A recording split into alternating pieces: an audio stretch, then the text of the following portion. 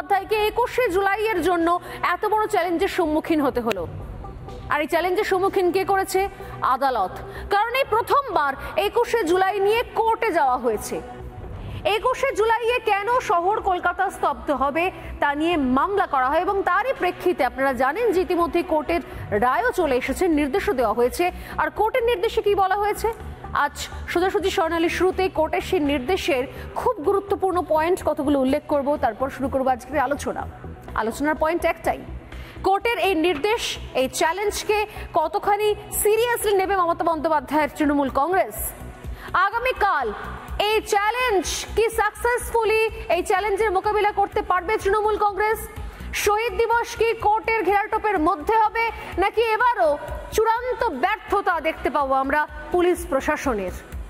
আর তার সঙ্গে সেই প্রশ্ন, তৃণমূল কংগ্রেসের শহীদ দিবস বর্তমানে সত্যি শোক দিবস, নাকি আসলে উৎসব আর হুল্লোড়ের মঞ্চ হয়ে দাঁড়িয়েছে?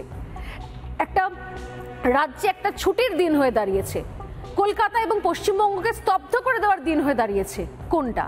তবে তার আগে কোর্টের নির্দেশের দিকে নজর রাখি, যেদিকে নজর না রাখলেই নয়। আগামীকাল প্রত্যেকের নজর থাকবে যে এই নির্দেশ পালন করছে কিনা তৃণমূল কংগ্রেসের কর্মী সমর্থকরা, এবং পুলিশ প্রশাসনের কাছে নিঃসন্দেহে চ্যালেঞ্জ। 21শে সভা নিয়ে হাইকোর্ট যা বলেছে সেগুলো আমি খুব সংক্ষেপে একবার আপনাদের দেখাই, আশা করি অনেকে ইতিমধ্যে জেনে গেছেন। তৃণমূল কংগ্রেসের শহীদ তর্পণ নিয়ে হাইকোর্টের যে সমস্ত কড়া নির্দেশ এসে পৌঁছেছে, নির্দেশ নাম্বার 1, প্রথমে বলা হচ্ছে সকাল 8টা পর্যন্ত মিছিল করতে পারবে, অর্থাৎ সকাল 8টা পর্যন্ত যে কোনো প্রান্ত থেকে মিছিল যে কোনো প্রান্তে এসে পৌঁছতে পারবে।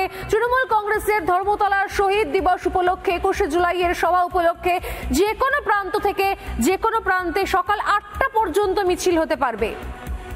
কিন্তু তারপর আবার মিছিল হওয়ার দিন, আবার মিছিল হওয়ার সময় ঠিক করে দিয়েছে কোর্ট, সেটা হচ্ছে 8টার পর আবার সকাল 11টা। সকাল 11টার পর আবারও মিছিল করতে পারবেন তৃণমূল কংগ্রেসের কর্মী সমর্থকেরা।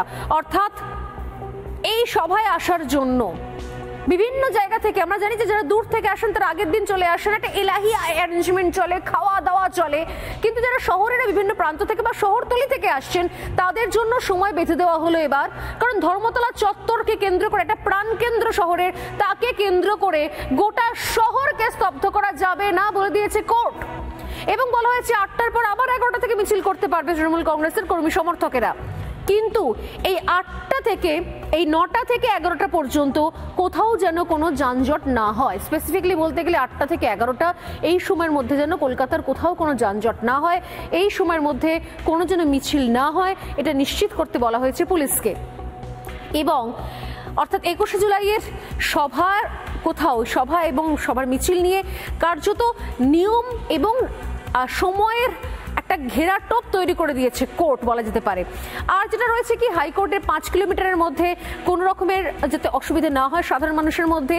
এছাড়াও যেটা সব থেকে গুরুত্বপূর্ণ পয়েন্ট তা হচ্ছে এরপর থেকে 21শে জুলাইয়ের জন্য আরও দুটো বিকল্প দিতে হবে কোর্টকে, অর্থাৎ শুধুমাত্র ধর্মতলাতেই হবে এই রকম জেদ করে থাকতে পারবে না তৃণমূল কংগ্রেস।